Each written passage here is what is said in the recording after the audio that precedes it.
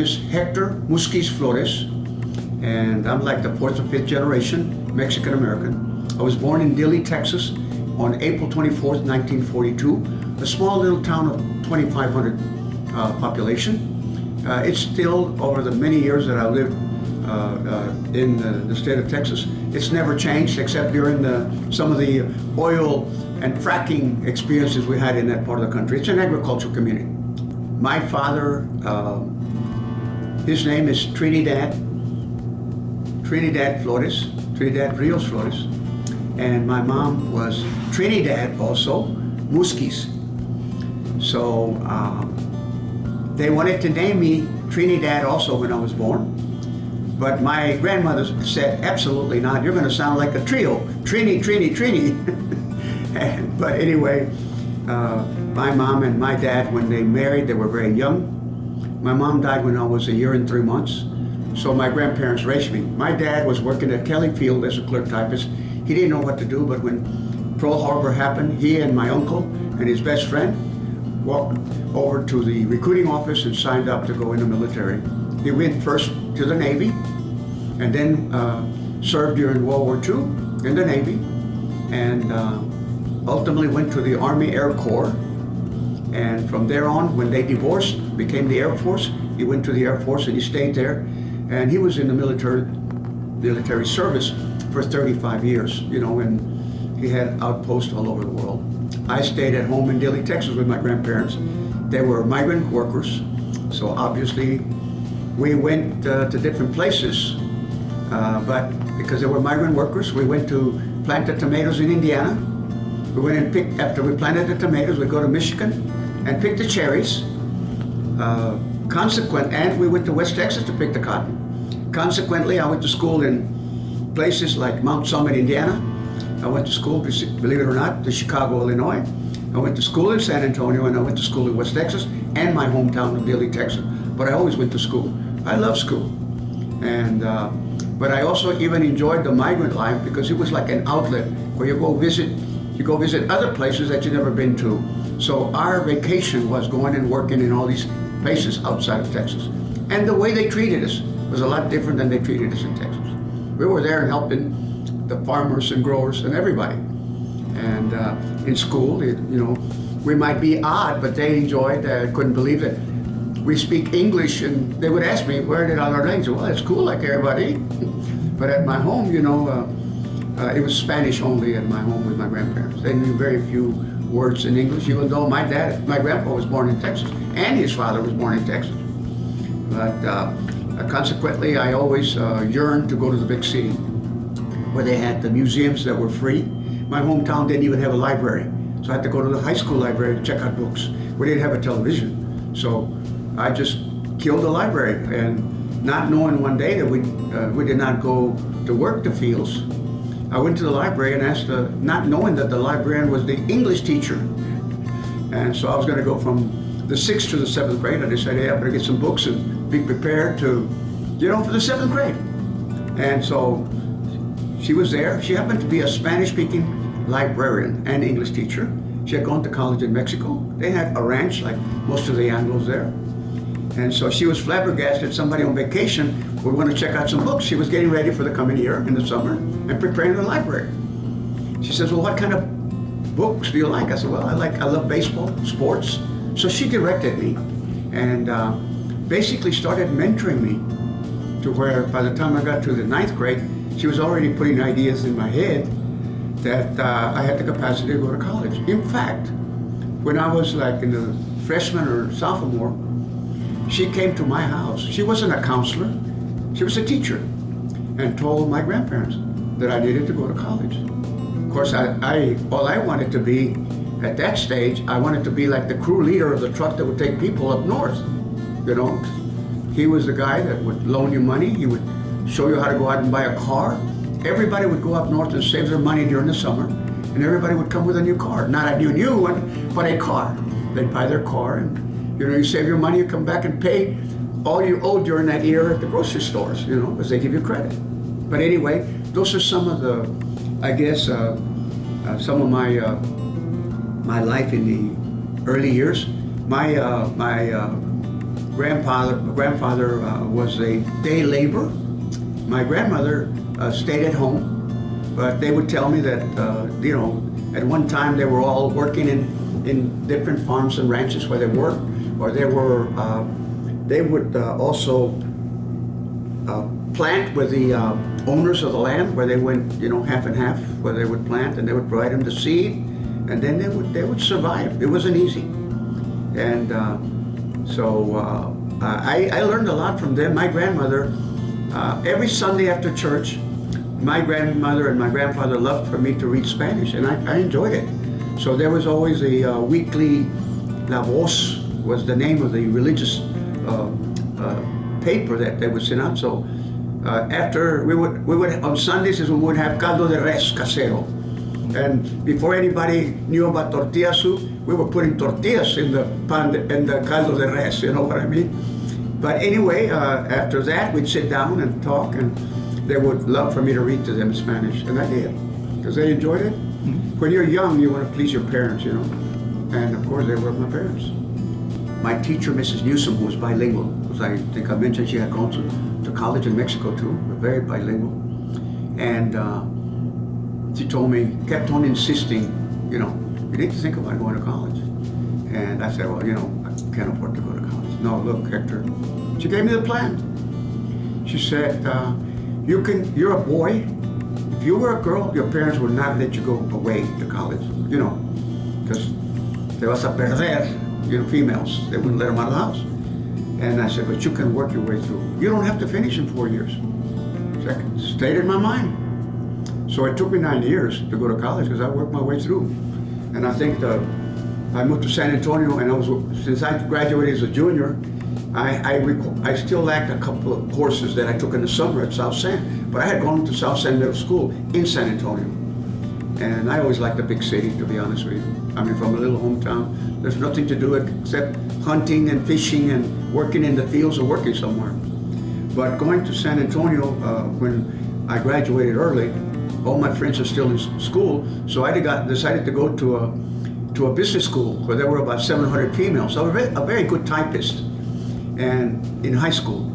And so I went to Drones Business College with 700 women. Well, I couldn't let them beat me at typing, right? So I got to the point I did like 85 words a minute, because not only was I going to beat them, I'm impressing them at the same time, And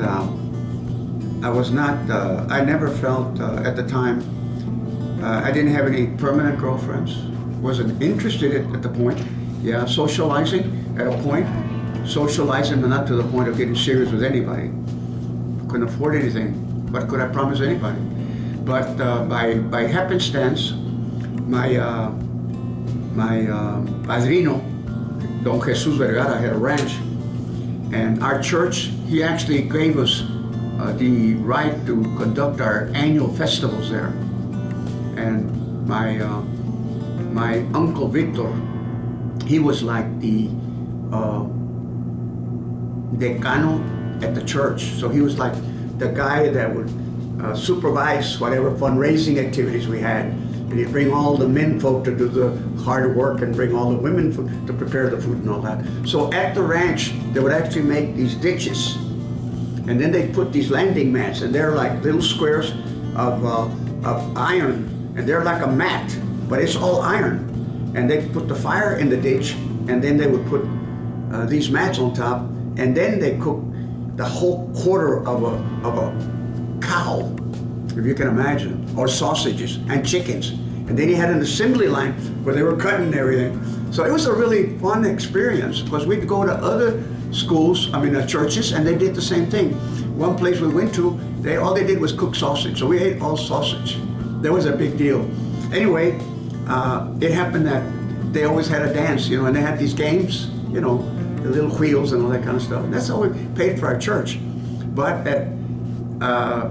the Saturday would be when they have a dance. And of course, it happened that my cousins and I have a whole bunch of them, but in this family, there's about 5 of them, so we're always together, and they kept me out of trouble, because they mediate things. Me, I'm a little more aggressive, but they helped each other, basically, and I was part of that family. But all of the girls would come from the other town. So there was a bunch of girls, about 7 of them, all beautiful, young. And so I told my cousin, hey, let's go dance with those girls. So sure enough, and that's how I met my wife.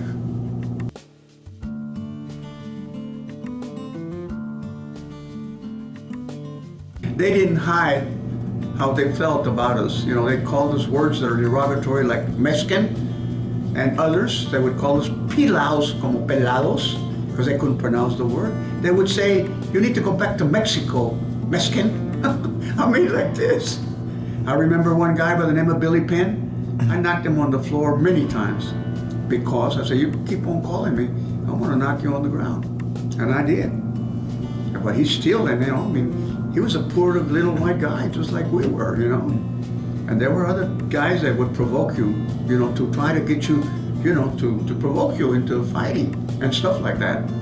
But thank goodness I was never suspended or anything for that, because it was like one-on-one and stuff like that. But we also knew the difference in the way you were treated by certain teachers too, that didn't overtly, you know, say things to you, but the way they looked at you, the way that some people, you know, their sense like you weren't there, like you weren't there physically, like they were looking through you, man. They didn't acknowledge that you existed. You know what I mean? I mean, you know when you've been in a situation where they treat you like you're not there?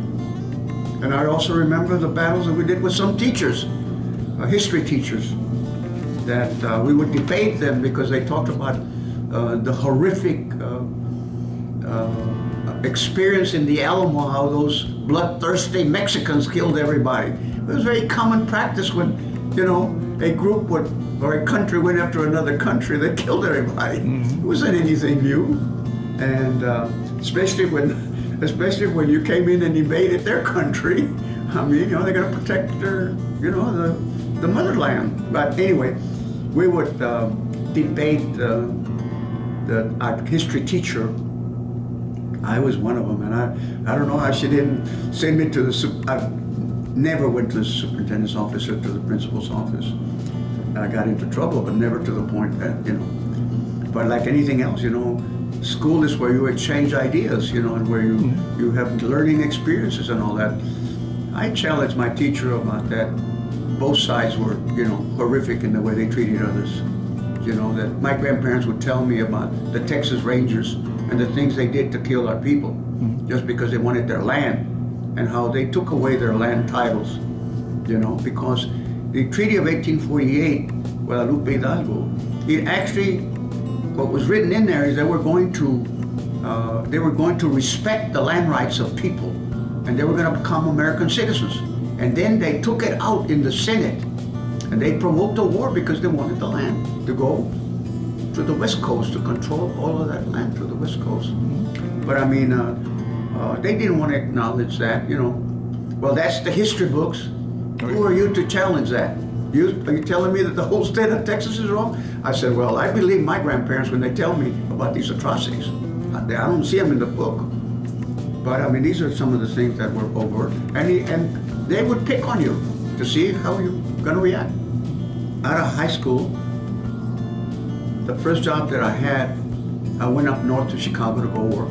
Believe it or not, I became a Teamster for UPS. I learned a lot of organizational skills.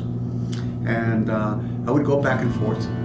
And I had finished going to Drones Business College, so I did have some skills. Whenever I'd go apply for a job, they'd put me behind a typewriter and all that because I wanted an office job, and they couldn't believe that I had a skill, typing skill like that.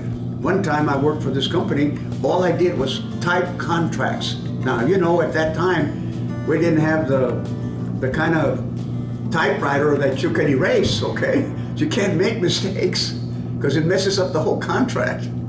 You had to use a whiteout, and you use those little strips of paper. But anyway, I mean, I did that doing contracts 8 hours a day. You know what that is like, being behind a typewriter? Anyway, I knew that I didn't want to do that. And but it got me, you know, got me further ahead in my goal to go to college, because that English teacher, Mrs. Newsom, put it in my head that I had the capacity to go to college, and I said, I'm going to do it. And I never gave up. But like anything else, I wound up back in San Antonio. I love San Antonio. And I was working there. I got married and had to go work. My wife was a teacher. But at one time, the teachers, after they got pregnant, they couldn't work after the 7th month or whatever. And so I had to really make sure that I had a job. And I started working for a project to kill the yellow fever mosquito and all that kind of stuff. And I know Houston has had many experiences with that, where you go out and spray, you know, DDT and other things out, and where you'll have bios and you have these, you know, canals and all that stuff where the mosquitoes breed. So I was doing that. The program was going to end, you know, after you did the whole city, you know, they had a project. And the police department came over to see, you know, we're interested in becoming police officers. That was not my interest at the time.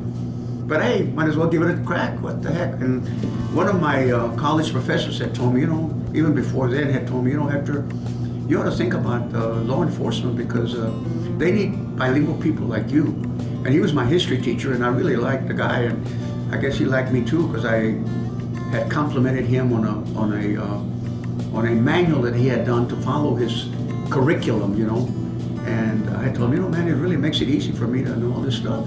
You've got it just, you know, down to where I don't have to read all these books and all that kind of stuff. The most important thing is right there in your manual. So you know what, Hector, you ought to think about the police department really needs young people like you, bilingual, go to college. And man, he put me in the right direction. When they came by, I said, you know, I'm going to pay attention to what my professor said. And so out of the 250 people that were there, maybe about 40 of us make the first cut. You know, the physical agility is the toughest one of them. And then they did the whole aptitude test. And then they, you know, they whittled down the 250 to about 6 of us, okay? So I was able to get into the academy. There were like about 30 some odd of us. There were 3 Chicanos. And yours truly was #1 in the class. They would tell us stuff there too. Oh yeah. They're all from little towns like Condo and Fredericksburg and Bandera. You know, these little towns, a lot of, you know, racial attitudes that don't comport, you know, friendliness. How long were you a police officer? 7 years. That got me my college education at St. Mary's University, and I already had done a couple of years at San Antonio Community College, and I had worked as a salesman for National Shirt Shop for 2 years and paid for my community college, and also my room and board.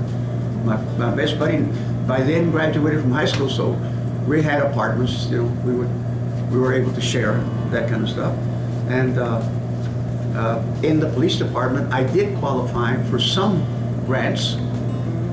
But I paid most of my career there.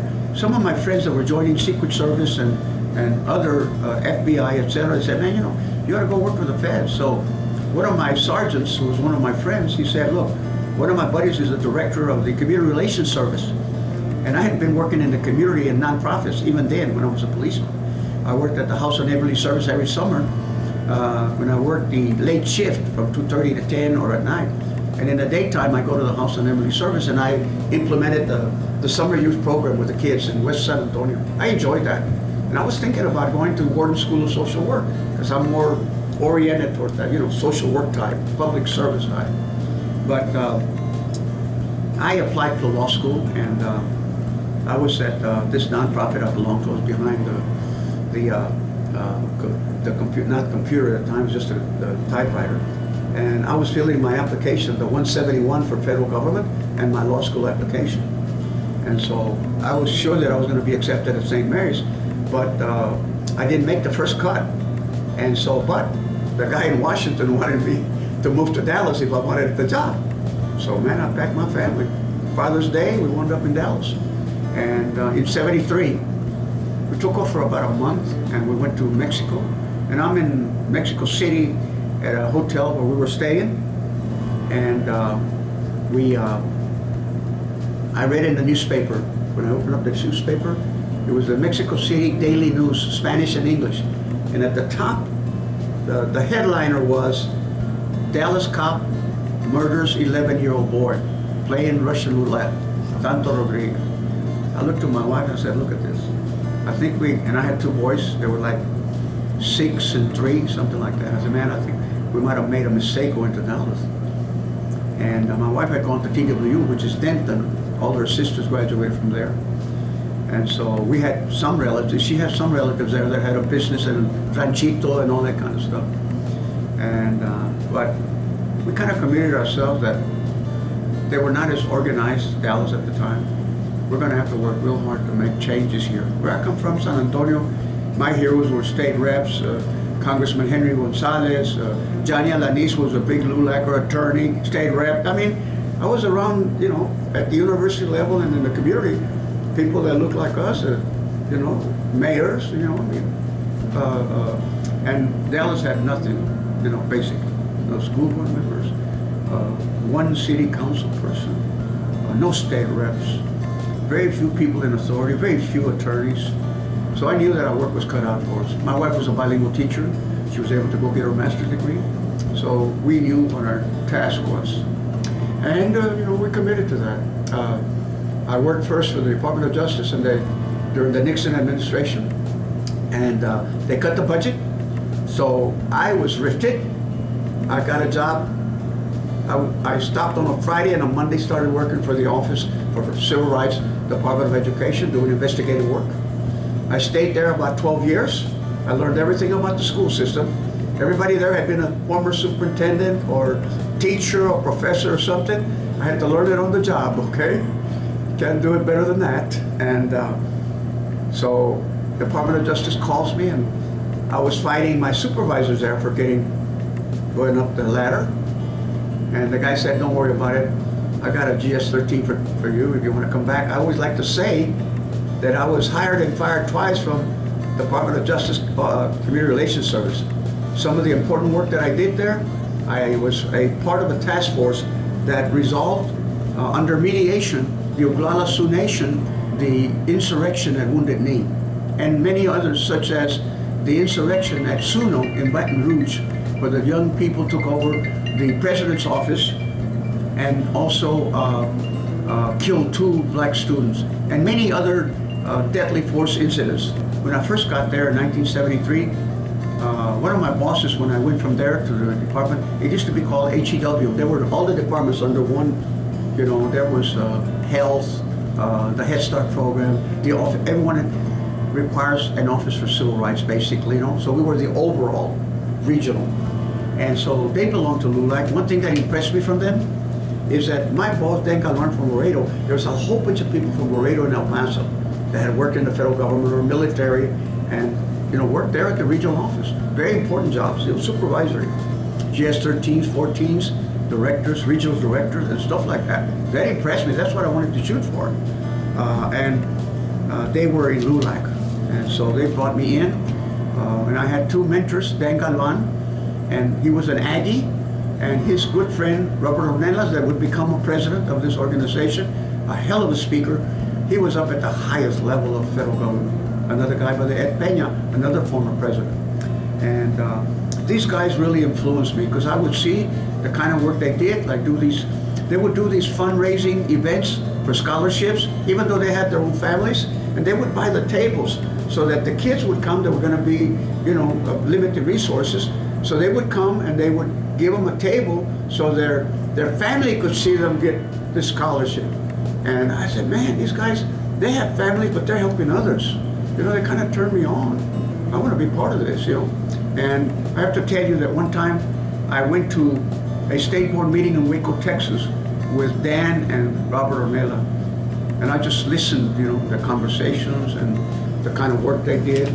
Robert Ornelas went to my alma mater, St. Mary's University from Laredo, Texas. And they both graduated young, like at age 16. In fact, Robert Ornelas got his bachelor's degree and law degree, and he couldn't take the bar exam because he wasn't 21 yet.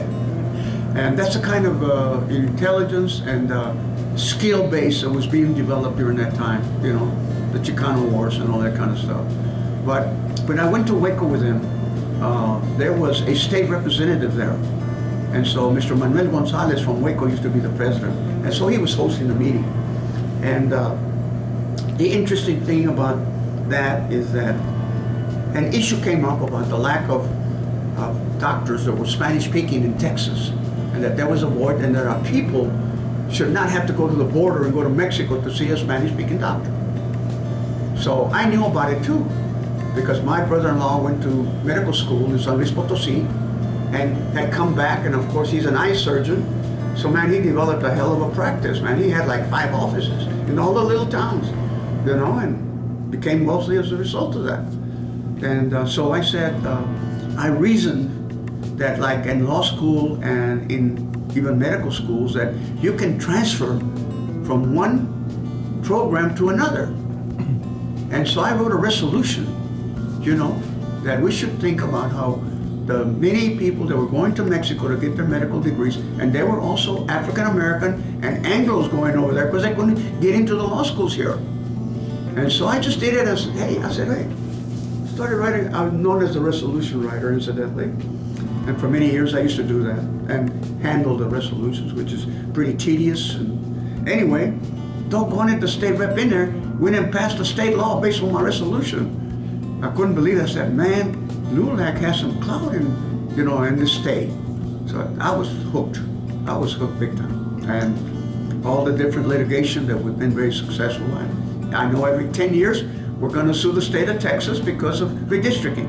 And we're maybe even going to have to sue the Census Bureau for overlooking us, and many other federal agencies, and many state agencies. But it's always about helping the underdog.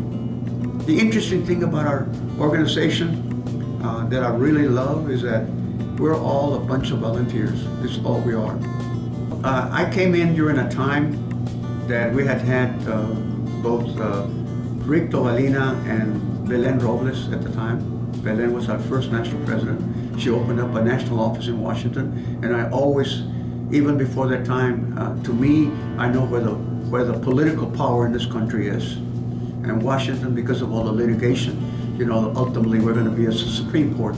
That has made our organization so important to our community that we will litigate when we have to the Supreme Court of the United States and a lot of the local, you know, courts in this country. And so I think it's a work that needs to be done, and the person is the president is always at the front of that, agreeing that we have a just cause, you know, that we should pursue it as much as we can. Of course, there's always room to mediate. You got to leave that open because it's very costly to litigate. But if you win, you don't have to pay. They have to pay in court, federal court. Right. You know, so that's the advantage that you have when you have a winner. One in particular that stands in my head is the Sensenbrenner bill that was coming through Congress, and he was from Milwaukee, and his bill would criminalize all immigrants, undocumented immigrants in our country. So we got together with many other civil rights type organizations or immigrant advocates. We even had people that were LULACers in Milwaukee, Republicans, to go in and speak against the bill when he was having town hall meetings to challenge him while he was trying to do that. When we had our parents and grandparents been here 30, 40 years and never become citizens. But we're making this, you know, we're helping this economy and helping our communities. And their children were American citizens. We had 128 demonstrations because we met with Ted Kennedy and Aaron Hatch from Utah. And they told us point blank, we're not getting any traction in Congress. You'll need to go to the streets. You gotta make Americans understand how important immigrants are to our country. We were in 128 cities. The 3 biggest that I attended demonstrations were Chicago, LA, and Dallas. Dallas had 600,000 people show up. We didn't think we were gonna have that massive group. We took up all of downtown. You couldn't find your way in. You better get in on the train to come in because there was not gonna be parking. They just blocked all the streets, if you can imagine. It was awesome to see. Never thinking that we knocked out that bill that, you know, and then there hasn't been immigration reform for 37 years or more. So that stands always in my mind, and many issues that have been dealing with deadly force that we have had to take, not only in my community like the Santo Rodriguez case, but in many other communities like in Houston. I have to thank Ruben Bonilla because I think he was always my ally in a lot of things. When he was a state director and the national president, Ruben actually forced MALDEF to chronicle all these abuses. And normally they don't get involved in criminal matters, okay? But they chronicled 38 deaths of Mexican Americans in particular while in custody of law enforcement. And I think there are many that have contributed in a great way. Every president in his own right contributes in some way. You take away time from your job, from your family, and from your friends. For why? Because we're volunteers trying to improve the world better for everybody. And it's always our goal to leave a better place when you leave. When I arrived in Dallas, Texas, I was recruited to go work for the Department of Justice, and I was invited to attend some of the LULAC meetings and some of the projects that they had. So, of course, I liked the fact that my peers in the federal government and even my supervisors were very much involved in LULAC and encouraged me to go and belong and be advocates for the community. At the time in Dallas, there were very few Hispanic representation on the city council, on the school board, at the county level, or even at the state level. So there was a lot of work to be done. Coming from San Antonio, I was used to having our representation at all these levels. It kind of bothered me that they were not organized and had elected Hispanic representation. But I thought that LULAC was the vehicle to do that, to encourage people to run, but also help them financially and otherwise. So when I joined LULAC, I was a member, and I started going to state conferences and district conferences, and I started to learn more about the organization, knowing full well that one of the reasons that I had been able to go to school with Anglo-Americans in my hometown of Dilley, Texas, was the fact that a guy by the name of Gus Garcia, an attorney for LULAC, had come in and opened the door for us. We had separate but unequal, very much like in the South. We had the Mexican school and we had the Anglo school. And of course, the elementary school was as high as we went on the part of town where we lived at. Anyway, Gus Garcia came and advocated for us. We were able to integrate the school without any problem. So I think that got me on a course, academic course, and had mentors like my English teacher that encouraged me to continue my education and actually put it in my mind that I must get a college degree, that I had the capacity to do it. She even came and talked to my grandparents that I had capacity to go to college, not knowing how I would finance it, but she told me that I could work for my education. But anyway, I thank always and pray for the soul of Gus Garcia for the great work he did, and never knowing that someday I would be the president of LULAC. When I got to Dallas as a member, I didn't attend one of the meetings because I was traveling, and lo and behold, one of my buddies there voted to get me on the SARE board, SARE Jobs for Progress. When I came back to the second meeting, they said, "Oh, congratulations, you didn't show up at the meeting, so we have a vacancy, you're on the board." So that gave me an opportunity to start, becoming involved not only as a member, but also in a program that I think is essential to our community, and that's to improve their skills, their skill base, so they could get a job, and the training that goes with it. I did continue and became the chairman of that board, and expanded that board through some relationships that I had with a friend who basically controlled the county votes. And Roy Orr was his name. He was a real friend. And I threw some breakfasts for him, and he said, "Hector, I want LULAC to play a bigger role in this community. And if I have anything to say about CETA funds and all that, I'm going to make sure that you guys participate in that, because I know the Hispanic community is growing here in the Dallas area, and they're my constituents, and I want to help you guys receive these funds and improve the lot of the people." Yeah, thank you for that. But I started with a nonprofit. I knew nothing about nonprofits, but helped to grow the program from 1 employee to 175 employees, and a budget likewise. We even though we didn't get the most funds through the city and the feds, we did about 38% of the business by with a meager fund, the meager funds that we got. Other groups got the majority of the funds. We got the majority of the people that were trained and were successful and placed in jobs. So that gave us, I guess, in the way of that we knew what we were doing. Of course, we had friends like we had on the board, like from IBM and other corporations like that, Southland Corporation, that also helped guide us on the business side of it. And they also obviously supported us financially and with training and things of that nature. But it was all that attending LULAC that got me going, and also bringing other people along with us to the boards. I not only became a member, but I was a secretary, I was treasurer, I became the president of a LULAC chapter, first 272, then we created our own chapter, Council 100. I also became the district director, and after I became the district director, we did all kinds of things like desegregate the public schools that my compadre Rene Martinez and I think there's several things that I admire the work that we did that to this day in helping other people, but desegregating the public schools is one of those.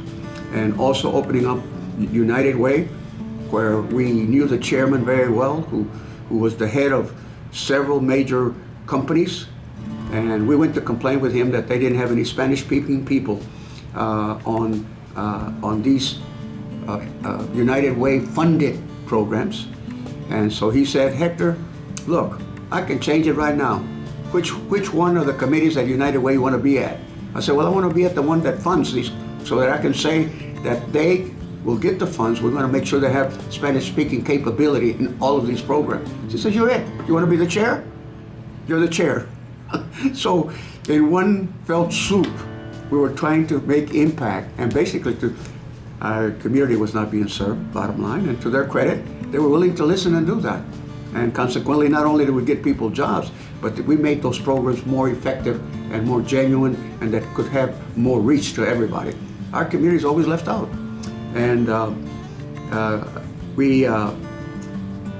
then went from being district director to a deputy state director. And I had an agreement with Rosa Rosales and Angie Garcia that I would support them, I used to have enough votes to at least they would listen to me.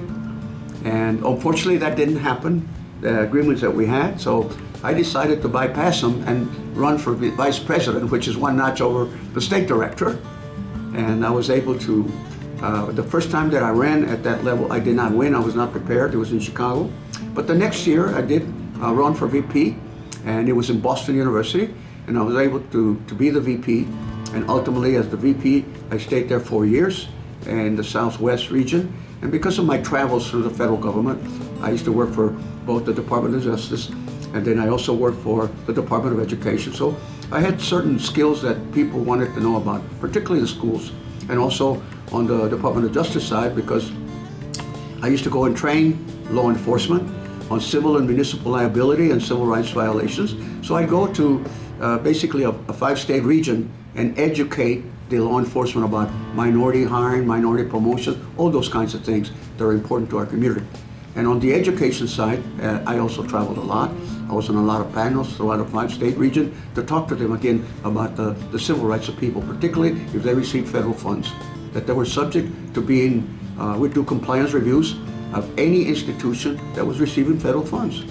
And if we analyzed them and felt like, the program were intended for the lower income, disadvantaged, racial and ethnic minorities, that they'd have to make amends and try to make every effort to try and reach them. And, would have him do a corrective action plan in order to stay in compliance and be able to receive these funds. I was able to work on projects like why not enough Hispanics would go to nursing homes. Well, I personally knew why, but I hadn't studied it. But we found out that normally in our community, the Hispanic community in particular, we keep our old at home and take care of them at home. We don't want them institutionalized somewhere if they're still breathing, if you know what I mean. And everybody either has either an aunt or a mom or a grandma and great-grandma, and we keep them at home. We don't want to lose. We want to keep them close to us and as long as they're surviving, basically, unless you can't take care of them medically. But anyway, we did find out that they didn't like, for example, they didn't like the diets that they had to embrace at these nursing homes and other assisted living and other stuff like that. They didn't have enough of their own people that they could speak Spanish. All kinds of things like that that can be corrected. And so again, we asked them to do corrective action plans. I did many nursing homes in Houston as an example, and I knew Houston inside out before it was over. I also did the investigations not only in Louisiana, where they refused to accept African Americans into the emergency rooms, and they'd send them out to the public hospitals when they have a responsibility, because most of them are built by Hill-Burton construction funds, most of the hospitals. And so consequently, they have a responsibility to provide uncompensated care. But what was happening is they would bad debts that they had, they would call that uncompensated care. And that's not the intention of what funds they had received with the federal government. I also did same type of investigations in New York City, so I got to meet the subway system very well. And the same thing, that they were not providing. Not only did they sue the hospitals, but they sued the agency that I worked for that was HEW at the time, on the health side, but I also worked on the education side. So I guess in a way, my association with LULAC and being a member and being an advocate and working with these civil rights agencies that had federal clout to make things change, it helped me even, I guess, prepare me to be more actively engaged and at a higher level with LULAC, to use those skills to bring them to the membership where they sometimes don't have the know-how to go in and approach on any issue, be it the city, the police department, the county, the state, the federal agencies, on and on and on. But as a vice president, I did the 4 years there. We had just an outstanding time with the boards that we had. Ultimately, I never thought about becoming the president, but one of my friends that has a public relations firm that we used to work together by the name of Jake Fuller, he encouraged me. He said, "Hector, you're doing all the work, or a lot of the work. You know what needs to be done. I suggest you run for president of LULAC as well. You know, I've got a family, I've got a job, and all that kind of stuff. I don't know that I have the time.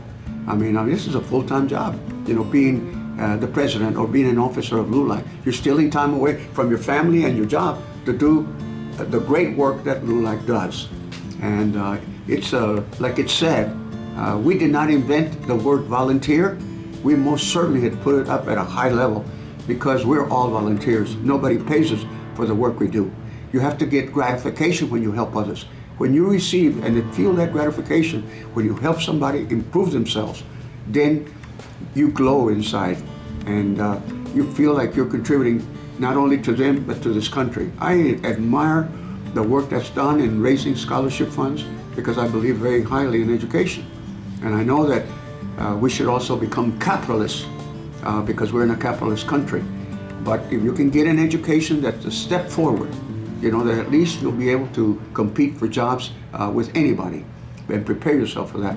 And it did come a time when I decided to, on the advice of friends, that they would be willing to raise funds. So, you know, you have to mount campaigns. So I had some friends that would help me raise $40,000, $50,000. Many of them that were business types, and others that would give me $5, you know, because, you know, obviously when we're a politician of sorts, when you get into LULAC, and it costs money to transport votes and delegates from place to place and house them and feed them, and things happen, emergencies happen, you gotta be there at their beck and call to make sure everything's flowing.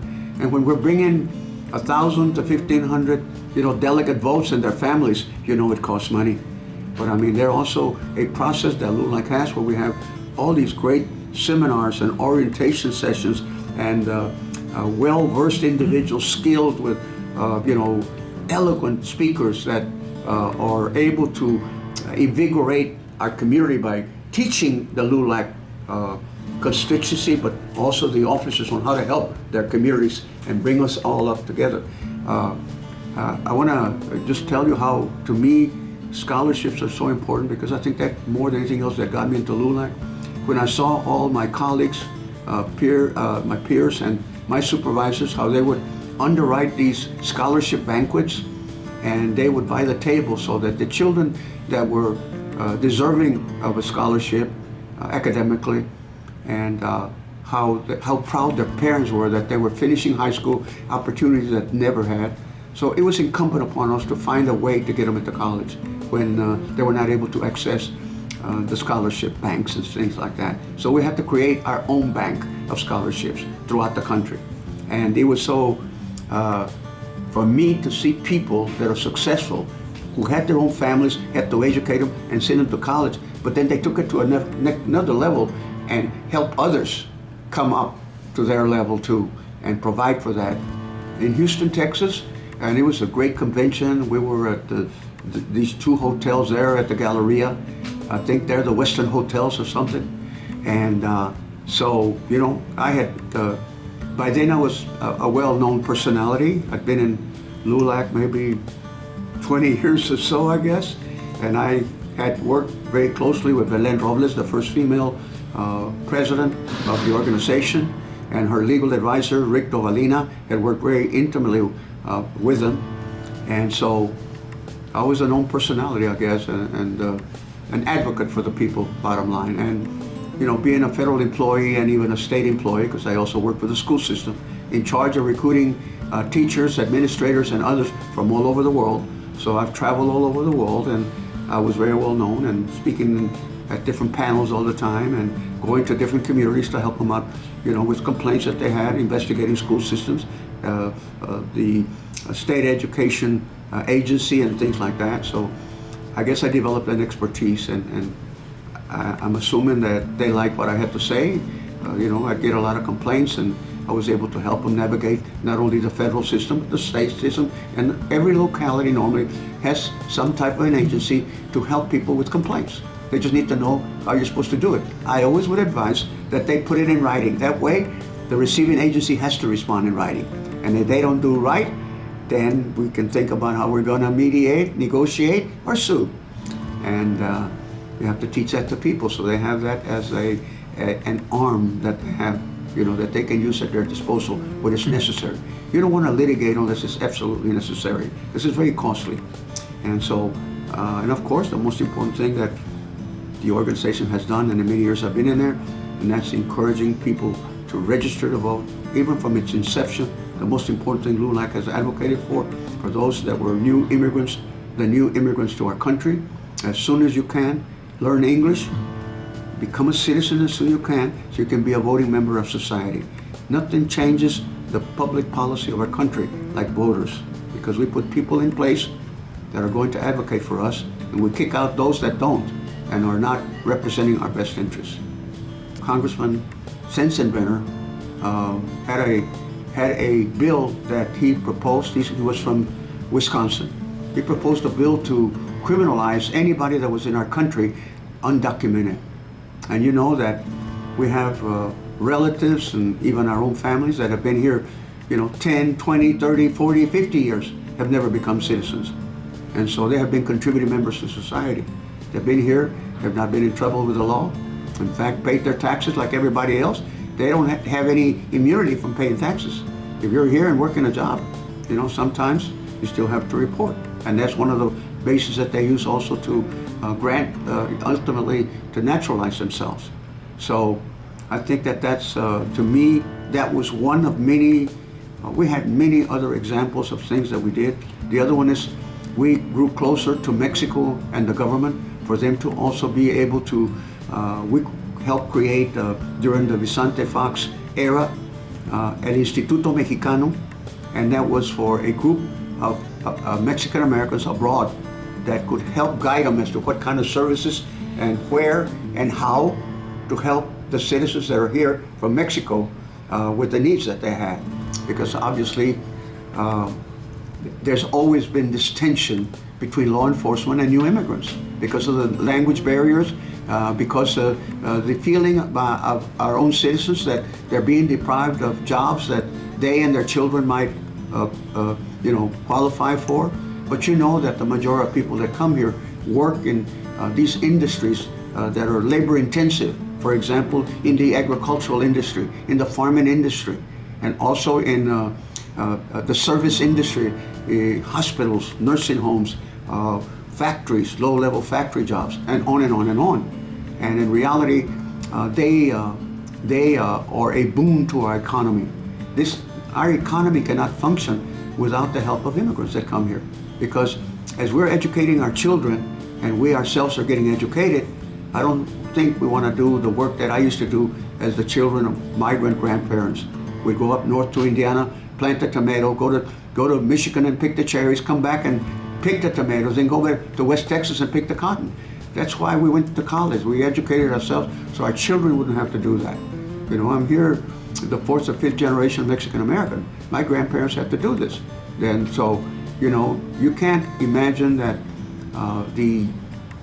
as the environment changes, as the economy changes, and it's been very positive, but we couldn't do without immigrants and farm labor, or farm workers.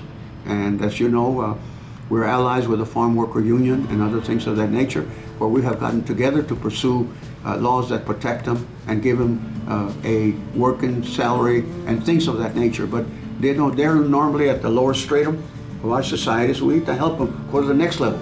Education is one way you do that, and the other one is also creating your own businesses. I think you'll notice how many immigrants that come here and they're jobbers, or they have their own pickup and they do just about anything you want. They come knock on your door, can we cut your grass? Can I look at your roof and see if you need to have a roof? Can we paint your house? Is there anything we can do? What you will not see them do is begging for money on the street corners. The change that has occurred, I could have never imagined going to college for one. I think I told you previously, my goal was to be a crew leader of people that took migrants to work out in other states. But that's what an education will do.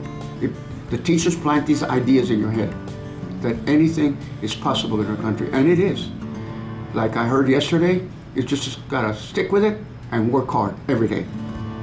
Understand the dynamics of young people. You know, you have to get their attention. That's why TikTok is so important. The message is 30 seconds to 1 minute, or you're gonna lose them. And you know, they're not gonna read the newspapers. That's how they're getting their news. That's one. Number two, I think you need to get them involved in community projects from the time that even middle school or high school. Get them involved in some kind of project and get them enthused now, and then bring in the LULAC brand on how important the organization is in creating leaders. You gotta create those leaders as you're going up the ranks, basically. I think that the more we work with the young people, the better our country will be in competing in the global economy. Not only encourage them, that's why in LULAC, anytime we have an activity, we're at a community college or a university, as you well know, or at the school itself, to show them the career paths for higher education. And but not to forget that they have a civic responsibility and do these civic projects, whatever it is, registering people to vote, helping them understand. Many of them don't understand all the forms that you have to fill out. Make sure they're registered, and also tell them how important it is to vote. A lot of people don't associate, you know, how the quality services you have when they pick up the trash, or police work, or whatever. The municipality has a responsibility to provide because you pay taxes into the system, et cetera, et cetera. The other one is one thing that we have been very successful in North Texas, but Dallas in particular, through my compadre and close friend Rene Martinez, an idea that we had because we knew that in the state of Texas, it's a responsibility of the superintendent to make sure that every child that's turning 18 registers to vote. They have a responsibility to make sure that every child in a high school that's eligible to be a voter becomes a voter. Whether they actually vote or not is not their responsibility, but they must fill the paperwork. And so we started first in the Dallas public schools. We started with one high school. Every high school now, 20 or so, they have assigned either the principal or a teacher or somebody, just like we have the LULAC chapters in all these high schools. And so we create leaders basically in the process. You know, we have these young people that start organizing themselves after we help them, and they're churning out, they themselves are gonna be voters. We understand that the research indicates that the younger they start getting involved in politics, the longer they stay in politics. These are going to be our future leaders, representatives, city council people, county commissioners, JPs. They're going to be our future congressmen and congresswomen. I mean, so you got to start down at the base and grow them, and then give them the LULAC label if they so choose. And I think that's one way to do it. Again, you have to get their attention, and you have to see the benefit of the work you do, and it's going to be result in knowing people firsthand, so that when they have issues, with the city or the county or the state, they know how to go and access, those decision makers. They're going to become the decision makers too. Right now at the state legislature, 3 of the young ladies that were our LULAC leaders or at the state level, they're all lawyers. They all went through LULAC. They were local leaders in LULAC, state leaders in LULAC, and national leaders in LULAC. And there's more like that throughout the country. In politics, and like in LULAC, we have our own internal conflicts in politics. We want to steer this way and steer that way, but I think we're very much a democratic organization. Once the vote is in, and we picked our leaders, and we picked our programs, we need to get behind those leaders and those programs and implement what LULAC's all about. All the different programs we're involved in, the advocacy we do at the state legislature and in Congress and with the White House and with the governorships and all those kinds of things. Every year we set our own work plan on the things that we're going to champion. And we need to continue doing that. And I think that our history speaks for itself. I remember when we had the first, you can imagine, the first Latino immigration judge in the system and in the country, who was the national president of LULAC out of El Paso. And to me, these are significant milestones that LULAC has done. Identifying ourselves, giving us the credibility that we're a different ethnic group, to give us status, to making sure that we were able to be part of the juror system, to challenge these unjust laws, not only at the federal level, but also at the local level, and change, the mindset of people, to make them our friends and make them our advocates, because we have a role to play, and it'll be even more significant as we continue to grow exponentially. Right now, there's 62 million Latinos in the U.S., and of all the Americans, or all the people in our country, more than 25% of those are Hispanic origin, or Latinos. You can imagine what's going to happen in 5 or 10 years. As an example, in the state of Texas, in the school system, in all the public schools of Texas, 5.5, 6 million kids, 52 to 54% of those are Latinos or Hispanic. And you can imagine why it's so important to get them to the schools and into college, because, hey, we're going to be the majority here. We got to be prepared. We got to have good government, and things are going to change. Right now it looks bleak, but we've been through this before. It will ultimately change. Like anything else, change does not come overnight. Even with these, the important decisions like Brown versus Topeka, and the Supreme Court decided that everybody was entitled to a great public education, and unfortunately, it was basically separate but unequal.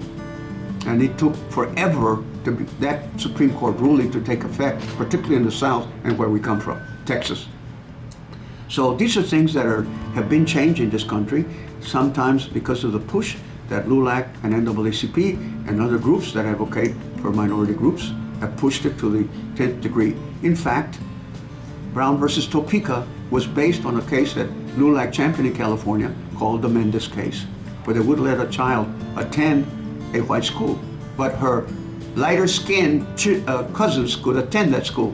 But since she was darker than them, they had a policy not to accept them. And so Mr. Mendez, to his credit, challenged the school system. He went and used the system, and LULAC helped fundraising and finding him a civil rights lawyer, who incidentally is a family member of the Neiman Marcus fame in Dallas. And Mr. Marcus championed them and won it at federal court. The first time that they had a psychologist present in federal court, because they thought that these kids might have contagious diseases and would not blend in. At least this one, because she was darker, could not blend in with the school environment and basically all Anglos that were there, the predominant Anglos. But we, when they went to court, we had NAACP filing a friend of the court, letter, I guess, and we had others like the Japanese Society supporting the case, ACLU supporting the case, and obviously LULAC. But Thurgood Marshall, to his credit, not only did they win at the federal court level, then they appealed it and also won at the appellate court level in California. And the then governor asked his attorney general, and he had been an attorney general before, and had actually put in place those policies to keep separate but unequal. And the attorney general said, there's no way we can win it at the Supreme Court. So he decided not to appeal it. So he agreed that he would change and end discriminatory practices in the schools, and would fund those schools that did not rise to the level where they should be. Because obviously the disparity is in the buildings, in the quality of teachers, and in the facilities. And obviously, you know where those were, inner city, black or brown. So to his credit, he was appointed to be the Supreme Court Justice from California by Ike Eisenhower. The case that came forward, they consolidated all the cases that were with the same issue about education. And so he lobbied all of them that they had to pass this, and they voted unanimous that every child has a right to a free, quality free public education. And based on that, LULAC championed a case called the Plyler case in Texas, where they would, the Commissioner of Education put out a policy that the children of undocumented workers did not have the right to a public education, except the Constitution doesn't say that every citizen deserves a free public education or quality education. It says every person. It doesn't say every citizen. So the case was tried in Tyler, Texas. What do you think was the name of the judge that ruled against the state of Texas? Judge Justice. So he gave justice to stopping that, I guess, discriminatory policy by the state. These are the kinds of not only lawsuits, but I think changes in the military, like in San Antonio. It's a military town. I mean, these practices were eliminated, and because of the military, you know, and so I know my father, my uncle, and his best friends, they after Pearl Harbor, they joined and came back with benefits and wanted to change, you know, the practices that were in place at the time, you know, where a Latino or a black couldn't get a job. And now, man, we were able to get jobs at the post office, at the Kelly Field. Like at Kelly Field, they had like 18,000 employees, the majority of which were, you know, Hispanic. And they had served our country. And then you had non-Hispanics in charge as the supervisors. And here come all these young people that are going to college, and the people who are there, that the supervisors did not go to college, but they were there longer. They didn't even serve our country. And so, you know, there was this clash that had to be overcome. But I have to say that these things have made a better life for us and given us more opportunities. And I think LULAC has been at the forefront of that. And I think we have to always take off our hat to the work that were done by our forefathers and foremothers. I think the organization learned that females, as well as anybody else, can do the job that men do, and even better sometimes. My pleasure to serve LULAC and this community and this country.